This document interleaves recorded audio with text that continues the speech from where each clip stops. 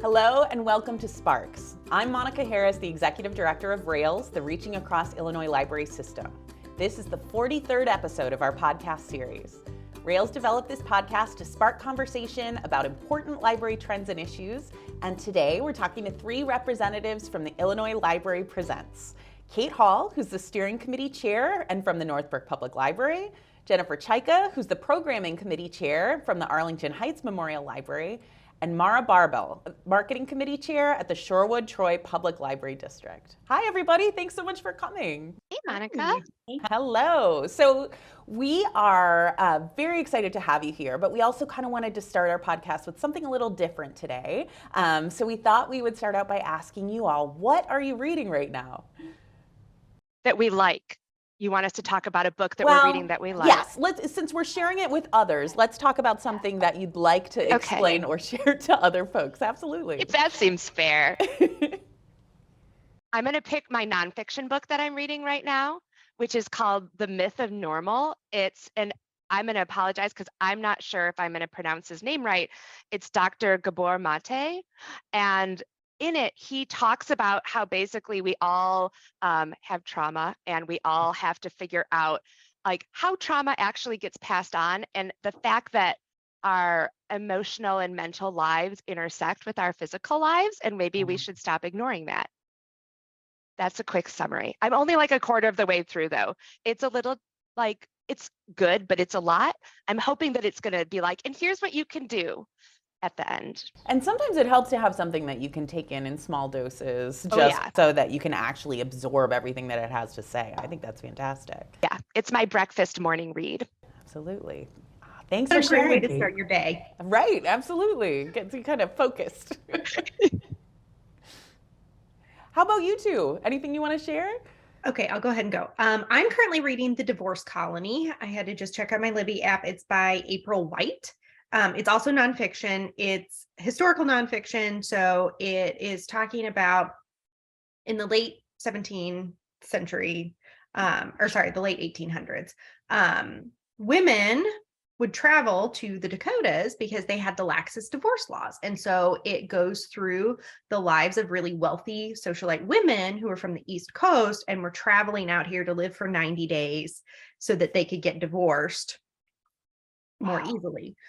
It's been really interesting. It's very wild because I think it really plays to the fact that like wealthy women have always had very different lives than your traditional woman. This one woman, she was there for 90 days and she was staying at a hotel and she completely redecorated the upper floor in the 90 days she was there. She ordered a grand piano, she ordered a new set of furniture, and it's just so interesting reading these women's stories and how it's just wild. I really recommend it. I was not quite sure that it would be as interesting as it has been because they're in short little vignettes. So it focuses on each woman and then concludes her story and then moves on to the next person. So I'm about halfway through it. So far, very recommend. Mara, that's fascinating. I haven't heard of this book at all. This is totally going on my list. I love it. Yeah, it caught my attention because the physical copy was faced out on the new shelf when I was walking downstairs to my office. I was like, oh, that cover looks good. It's like really bright with pink and orange and just very like eye-catching. And so I read the synopsis. I was like, oh, that's really interesting. But I've really been trying to use the resources that the library has to offer. So I've been reading more on Libby. So I was like, I'll just put a hold on it on Libby. And I've really enjoyed it. Awesome. Well, thank you so much for letting us know about it. Jennifer, I want to give you a chance. What are you reading right now? I'm reading a little outside my comfort zone. So I've been trying to read a little bit more kind of modern day horror and getting ready for kind of our fall programming. And we've got some authors in the mix. And I was lucky to see this author. I'm going to shout him out because he's an Illinois author. So Juan Martinez, Extended Stay. This takes place at a hotel in Las Vegas, which may or may not be alive or haunted, but it goes so much deeper than just the psychological horror elements. It's got a lot of criticism of kind of, the people who are targeted by this hotel are the most vulnerable people and the people who work there. So a lot of social status kind of commentary involved throughout the novel. Very, very good. I had the chance to see him first to talk about it and was really sold. So really, really excited to be reading it and hopefully bringing him out for an event soon too. An Illinois author too. That's fantastic. Well, thank you. There's nobody I like talking more about books with than library people. So thank you guys very much for sharing what you're reading. That's fantastic. Well, we're really here. Go ahead. Yeah. That seems unfair that we don't get to know what you're reading. Oh, well, I would love to tell you what I'm reading. So I am currently reading a book called The South Side, A Portrait of Chicago and American Segregation. The author's name is Natalie Moore. It's back from about, I think, 2016. So it's a little older and some things have changed, I think, since the book was published. But it really is a fantastic read. I moved to Illinois in 2007, so I've been trying to really learn a lot more about my Chicago history. And so this book was recommended to me, and I'm learning a lot. I think it's fantastic, and I'm definitely planning to visit more of the neighborhoods that it mentions that I haven't been to yet in the years that I've lived here. So that's mine. Nice. Yeah, absolutely. Thanks, Kate. Well, we invited you all here because we wanted to talk about Illinois Library Presents, which is this fantastic program that we are so thrilled to have you all here to discuss. But I wondered if you could let us know, what is Illinois Library Present? Well, I'm going to let Mara answer that as our brilliant chair of marketing. They've done such a great job with the individual marketing, but I also feel like that committee has done such great work just explaining what we are to the world at large. Okay, wonderful. You might hear my cat. He is now meowing in the background. But we are, I believe we have 204 member libraries now. So we are a 204 member library strong programming cooperative joint initiative. We work to make sure that we have equitable pricing for libraries of all sizes so that we can have these really big name events like Danny Trejo and Nick Offerman and Jeff Tweedy, Michelle Zahner. We have some upcoming events to finish up our season 2. We have Jonathan Van Ness and Christy Yamaguchi coming. And so it's an absolutely wonderful initiative. We do all virtual programming, so anyone can access it at any library in the state as long as you're a member of Illinois Library Present. And like I said, we work to have equitable pricing. So the pricing is tiered and structured so that it's based on your IPLAR and your population size, your IPLAR budget. Yeah, it's fantastic. We provide professional development opportunities for librarians. I think that's something that we don't necessarily always talk about. Like, we talk about our events and we talk about all the wonderful things that we're doing for our member libraries, but also it provides the opportunity to get involved with these really big name programs and get to experience things and develop skills and learn things that you never would have been able to do at your own library individually.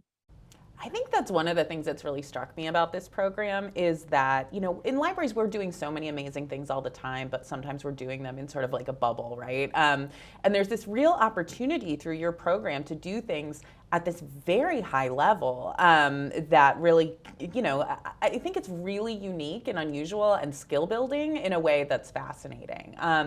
But I want to go back to kind of the early history of the program and how and why Illinois Library Presents was formed. How did you come up with the idea in the first place to do this?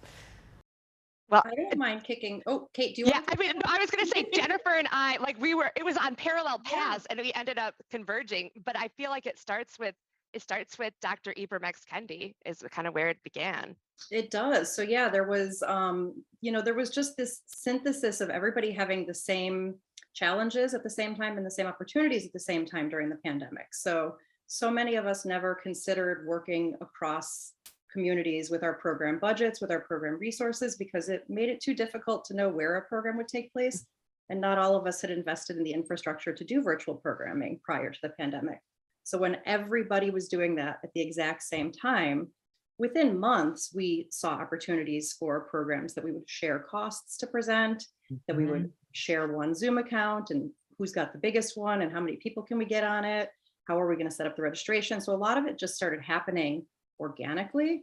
And what we did with Kate and myself on the parallel paths, because I was participating in the Ibram X. Kendi event that we were very lucky to be invited to, that was something that was put together by the Highland Park Public Library, who happened to have a fantastically large Zoom license, which was great because Ibram X. Kendi brought out more than 7,000 people in conversation with Natalie Moore. That was who we invited to facilitate that one. And when we saw that success, nobody would have expected that many people attending. And it's not like that attendance number is the goal with everything, but to see how much stronger we were together and how many people we could have sharing in one conversation. Kate at the director level and myself at the program manager level, we just had parallel paths of, us gathering together as programmers to see what we were going to do next, directors gathering together, and then Kate kind of merged the conversations to say, let's try to make this sustainable. Yeah, it was, I should also mention, Kate Niehoff also was doing, and it was actually kind of funny because we both separately contacted Rails and was like, Rails, you should do this. And then Rails is like, you guys are like, do you guys know that you're both doing this? And we're like, we should talk. And I just felt like it was such a huge opportunity. Yeah. And I mean, we were all, okay, so the Dr. Kendi event was in fall 2020. So just to give you a sense of like, where we were in the pandemic, we still were quarantining books for 7 days. A lot of us had very limited open hours, or you could only have so many people in the building. I mean, it was the Wild West in terms of there weren't, you don't know what's going to be happening day to day. But there was this huge opportunity I felt, and I felt like we had to jump on it then, because who knew how long the pandemic, I would not have guessed that it was going to be as long as it was. But I thought if we don't take advantage of this chance and kind of cement this in, it'll just kind of dissipate. And we had a joint program shortly after the success of the Kendi program, where we were working with one of our local community groups, RAIN, which is Racial Awareness in the North Shore, and TIBA, which is the Together is Better Alliance. We did a virtual screening of The Long Shadow and brought in Director Francis Causey. It was great, but we had almost 30 libraries, and my staff member, Tracy Gossett, who organized it, she was like, this was so much. This was so much. And I'm like, we have to be able to streamline this. Like, there has to be a way. And so we all got together. There was also a number of people from other libraries that helped out in the early stages, and Fidencio from Western Springs and Westchester. Westchester. I always say his library wrong. They created some fantastic programs, and they really felt that the affordability of the model was important. So he pushed that conversation in a big way for us. Yeah. And so we just started talking in like spring 2021. And by September, we were like, okay, we're going to make this happen. We don't know where, if we're going to be able to get money, if we're going to be able to get people in time, if libraries are going to be interested. And so it all was a little bit chaotic behind the scenes, as Alex Skinner, who's on steering with us, she's at the Oak Park Public Library, likes to say, we were building the plane as we were flying it. And I think that really encapsulates what was going on at that point. But it all, I'm not going to say magically, with a lot of hard work and a lot of people giving a lot of time and energy, it all came together. And we had our first event with Sylvia Moreno Garcia in January of 2022. I really think it's just this great example of how, in a time of great stress for people, a lot of ideas were coming out about how to continue to serve communities and how to work together to make that the best thing possible. And I love, how you all were able to do this and put that together and meet a very clear need. Like, the first event had 7,000 people attending for a book program. I mean, I think that is huge. And the way that you have continued to build on that success to do new things that are really needed is really inspirational, I think, and all of our Rails member libraries can participate in this, which is so great. So tell us about what some of the benefits of the program and participating as it is today are. I mean, aside from getting to see really amazing presenters and be part of something that obviously 50 years from now, people are going to look back and be like, oh yeah, I was in from the first set. Because of course, people will be talking about this 50 years from now, I've decided. Just, Absolutely, 100%. That's what we hope for. And that's what we Yeah. had to invest in. Honestly, you would never put this much work into trying to make something sustainable and organized behind the scenes to present the programs that get out there unless we thought people were going to want them forever. So Yeah. we had to make that decision in early 2022 because that's when we came to Rails. As Kate said, you know, Monica, you were in one of the early meetings with us, February 2022. 21. We've Oh, lost you're all right. track I'm of sorry, time. February, you No, are right. it's February okay. 2021. COVID time doesn't exist. It's like outside of the time. But the 2-year continuum. anniversary has come and gone of that first meeting. Yeah. And at that time, that was not even a full year into the pandemic. So it was not even a full year under our belts of understanding how we were serving our communities differently, how we were allocating our resources differently. But I think we'd all seen by that point that we didn't imagine virtual programs would ever go away. That once people had that convenience of seeing a program in their home, eating dinner during it, what some of our attendees have told us, which we love to hear, like my dad watches it and I watch it and we text each other, you know, these experiences that are unique and didn't happen before. We were all seeing the value of that at our individual libraries. So we went into this model knowing we didn't see it going away and we could offer something that would supplement everybody's in-person programs long-term.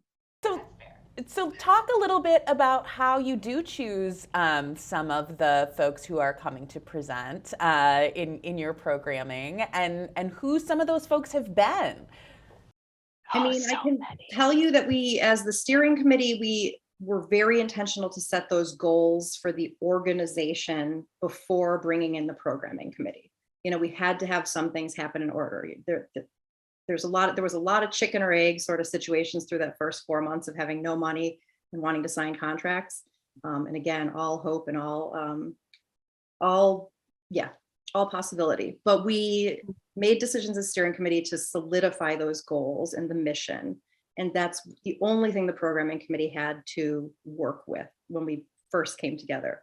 So of course, steering committee members had come together, had a familiarity and comfort with what we wanted to do. But then when we brought in new people, they had questions. And I had fantastic people on the programming committee, which I did launch. I have moved on though to be just a steering committee member for this year. And we have Heather Ross that's steering the programming committee. So I want to make sure we give her credit. She's at Evanston Public Library and she's doing a fantastic job. Also did very good literary programming before this. But when we were beginning the whole conversation about programming, it was hard because everybody had said, what does diverse mean? What does social justice mean to you? What does it look like in your community? And when you're trying to meet the needs of the whole state, we needed the feedback from everybody that was participating in programming and steering to ask and answer those questions, but we also needed to start making decisions about who to bring as we were answering the questions. So for us on the programming committee, in season 1, the pilot that was presented, which was 7 programs long, we wanted diversity of opinions, ideas, identities. We needed a diversity of price points to be able to manage the budget that we'd set for ourselves.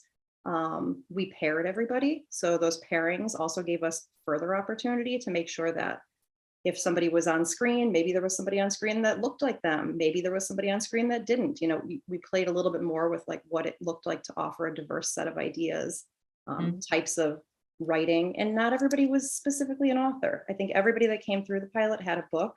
They aren't people that are known to be authors. You know, we had Chef Kwame Onwuchi. We have a James Beard Award-winning chef. He happened to have written a cookbook that came out then, but we would have loved to have had him whether he did or didn't. You know, Jeff Tweedy and Nick Offerman both have written several books, but people weren't there for their books. So we were looking at people, ideas, diverse experiences, absolutely. And we launched with Sylvia Moreno Garcia, who just was absolutely amazing. You know, Velvet Was the Night had just come out, and that was, and we only had about a month to really publicize it. And so, because we couldn't publicize until the contracts were finalized, and there's a lot of back and forth with contracts.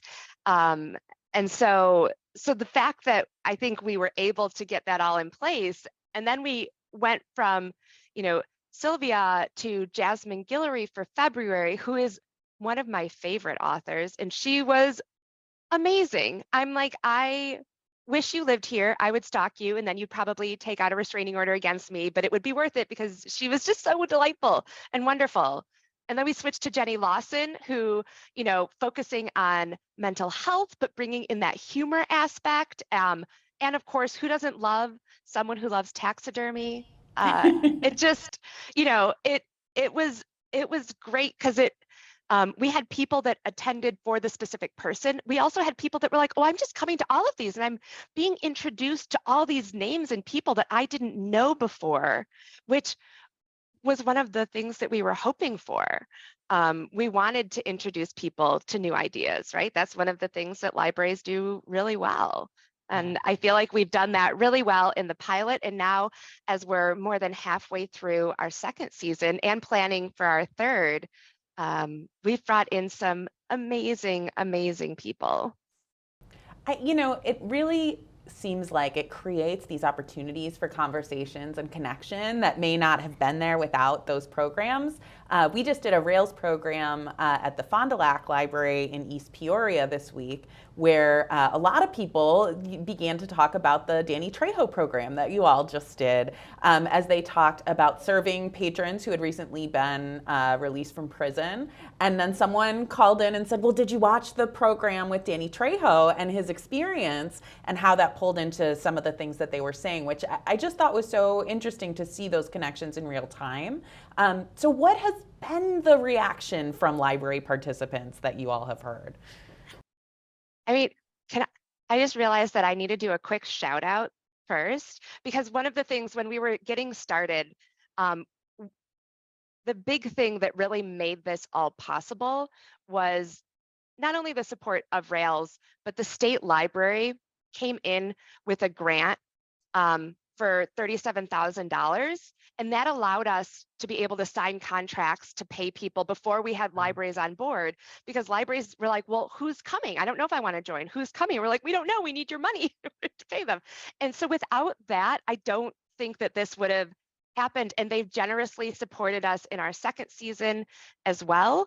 And I think it speaks to just how well libraries take a dollar and turn it into something more, that we've been able to do this. And so it is the impact we're having on people, but I also think this is a fiscally responsible way to do programming, because we're able to get these people that no one could really probably do individually, but that we can, when we share it together, all participate. So that was not your question. I totally did a little non sequitur add on there, Monica. But I'm glad that you highlighted that, because I think that resource sharing is such a huge part of what we do generally in Illinois. It's what we focus on here at Rails, but I know the state library is very focused on that as well. So to get their support and buy-in for something like this, and then to see it blossom the way that it has, I think shows a lot of foresight on behalf of the state library as well. So I'm glad you mentioned that. They clearly were brilliant to recognize that this was going to be so fun. I think it's go ahead, also Mara. important to highlight, when you're talking about fiscal responsibility, how all of our member libraries being a part of something like ILP is really fiscally responsible with their staff time as well. Yeah. That's something we're talking a lot about in, I think, all of our libraries. At least I think everyone should be talking about it if they aren't, but talking about staff burnout and how much staff have on their plates, and all of this as we are, kind of coming back out of the pandemic and we're being expected to and asked to do more programming and more things. Having something like Illinois Libraries Present and being a member library of it allows you to have these incredible programs, these big events, and essentially no staff time involved at each of our member libraries, because that's something that we take care of, is booking them, promoting it. It really is not only fiscally responsible with the money that we have, but the money that our taxpayers are giving to our member libraries for staff. Yeah, and Mara's marketing committee does an amazing job of putting together this great promo packet, because I'm very fortunate. My library has a marketing and graphics department. Many libraries do not. I think people forget that of the over 600 public libraries in the state, over half of them have budgets of under $250,000. And so having something that they can just take and put on their website, put on a social media post, print and put up in their library. They just type in their library name is huge. You know, we write press releases, we do social media postings, and we also do the tech help on the back end. So if you're having issues during the program, we're going to help you troubleshoot those. So you don't have to have someone at your library that knows how to do that. We're going to handle the registration and the follow-up and the reminders. And we tried to give everyone the complete package. And at the end of the program, the next week, we release your attendance numbers. So all you have to do is pop them in to the tracking. It really and truly is something that I think is great for all libraries. We work with IPLAR too, to make sure that we are very much in line with their expectations of how we're dividing up the attendance numbers, because we do ask everybody who attends a program with Illinois Libraries Present where they heard about it. And there's a drop down of all of the libraries that are paying members. So everybody has the opportunity to select their library. We're taking their word for it that that's where they heard about the event, and that's how we're allocating attendance. But we may have 300 people that heard about it from a bookstore, or 300 people that say other or a friend, and those have to be divided up. We want to make sure those numbers are reported too. So we divide those between our member libraries. And yes, we talked to Pat at the state library to make sure everything felt like it was good. And we have the new category, of course, for recorded asynchronous virtual programming that we need to take care of too for our members. So we make sure that that's all in alignment with IPLAR, and again, give them that data. So all they have to do is plug and go. Yeah. We're trying to reduce the barriers to entry as much as possible. We didn't want cost to be a barrier.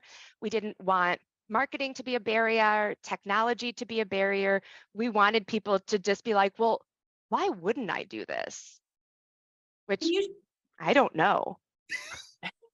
Well, can you share a little bit more about how many libraries are participating in the program? Yeah, we currently have 204 libraries in the program. And so we charge anywhere from $80 if your budget is under $250,000 to budgets like my library, which is over $5 million, which we charge $2,300. Now that's for a suite of 12 programs. So on average, program costs range from $6 per program to about $190 per program. So for my library, to get a program for under $200 with the names we're getting, it's still a huge deal. Like the cost savings is still wonderful for us. But libraries that there's no way that some of the libraries could afford $2,300, but they can afford $80 or $150. And we have a nice distribution throughout the different budget categories. We do wish we had more smaller libraries and are working on finding a way to reach out to them to be like, no, it really is easy. Like once you sign up, we do 90% of the work for you. But that's a market that we really are hoping to continue to expand.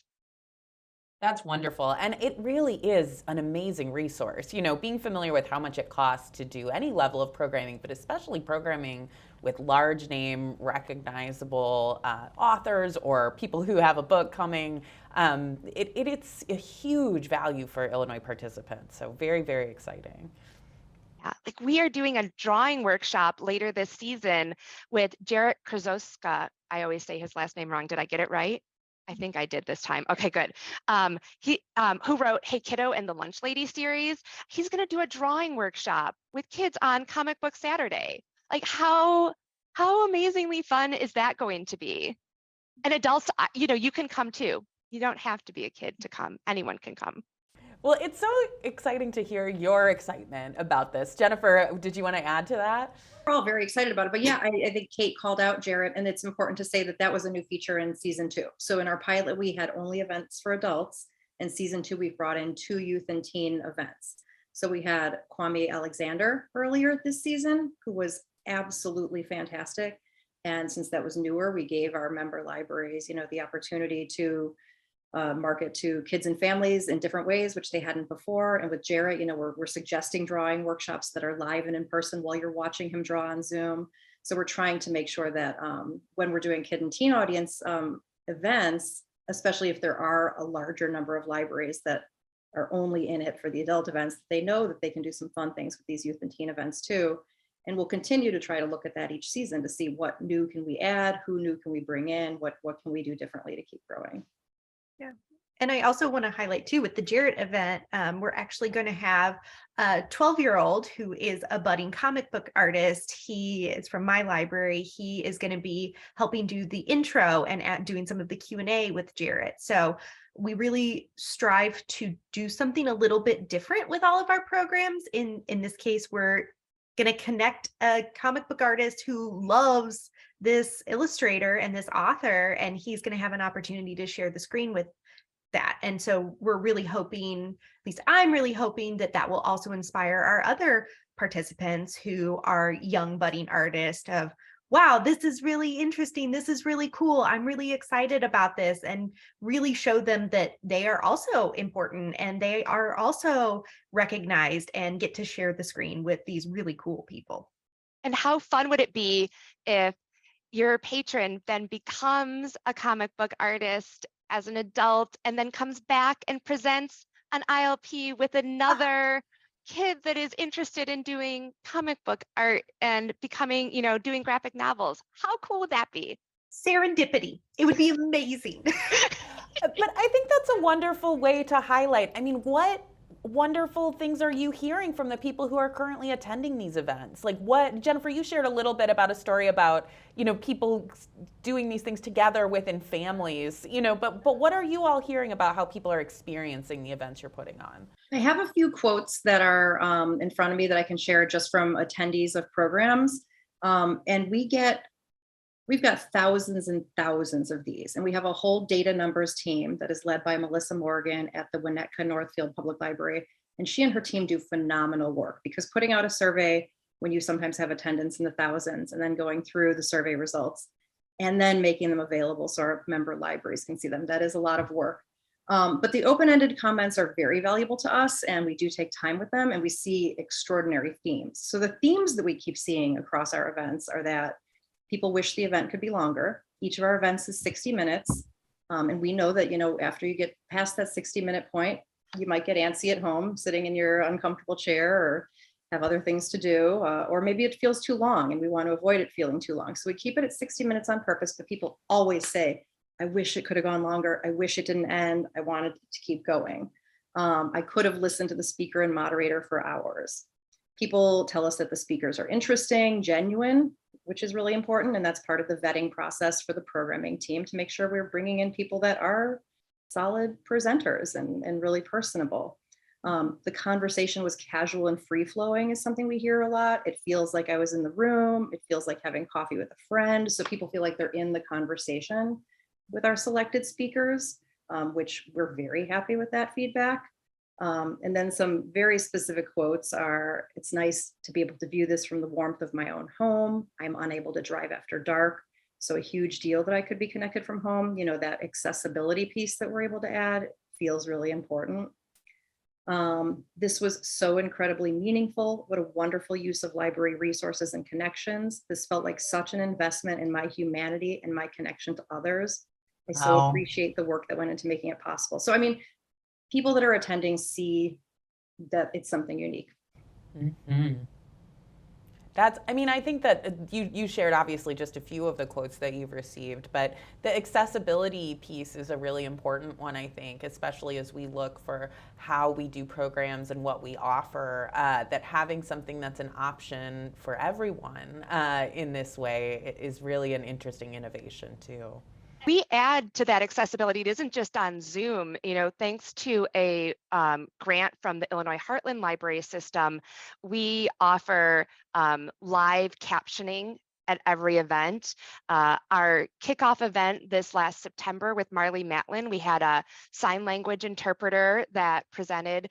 We had at our Danny Trejo event, we had a Spanish language captioner so that we could make sure that we are providing the connection in whatever way people need. And we're always looking for new ways that we can do that. Are there other ways that we can translate things? We're looking into hopefully being able to translate more, doing more with the marketing and doing translations.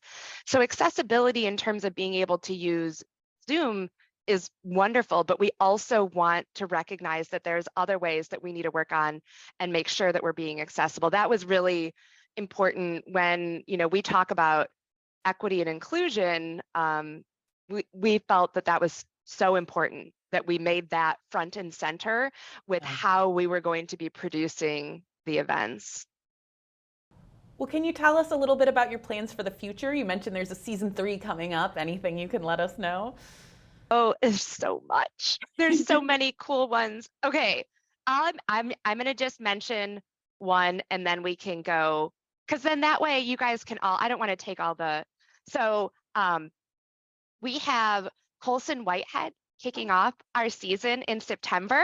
And we did just open registration recently for season 3. It'll be open through the end of spring. And you can go to our website at illinoislibrariespresent.com to sign up if your library isn't already a member. So that's one big one.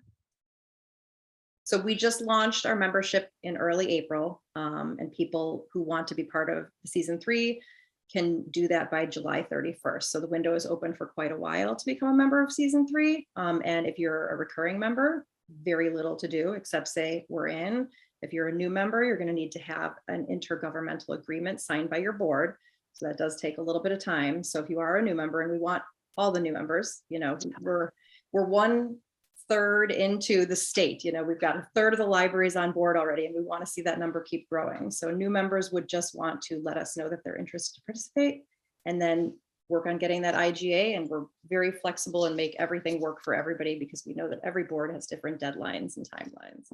And I give everyone a packet with a memo and a presentation that you can give to your board explaining all of this and explaining how the IGA works. So if you've not ever done an intergovernmental agreement, we're again trying to reduce any obstacles. So you just get all of that when you say you're interested.